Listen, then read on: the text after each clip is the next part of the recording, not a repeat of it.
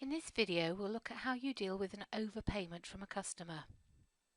So, looking at our bank reconciliation, Ridgeway University have paid us £6,187.50 on the 12th of Jan.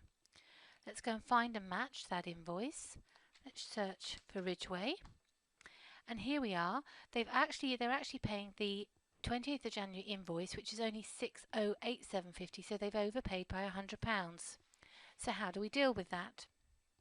Well, we go down to section 2, which is create a new transaction. Click on new transaction and it's receive money because they've overpaid us.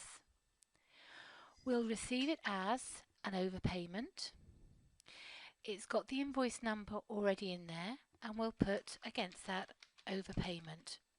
And you'll see here it's automatically posting that £100 to accounts receivable. Let's save the transaction. And here we have two transactions saved, the amount against the invoice and the overpayment. And we can match that off. And we can confirm we've got the invoices are dated after the payment. That's fine. We can confirm that won't normally happen. Then if we go to accounts and sales and look at our awaiting payment, we'll now see there's an overpayment from Ridgeway University for £100. If we click on that overpayment,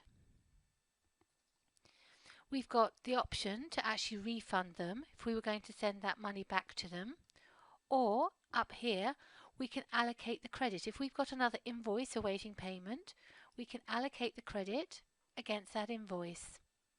So here we are, we've got another invoice for the same amount, so we could allocate the credit against that invoice.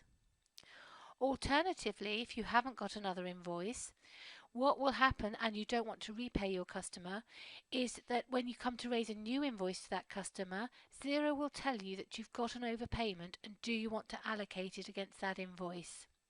So it's up to you as to what you do. But at least that's now sitting there very nicely in your accounts invoices section, showing you that you owe Ridgeway University £100.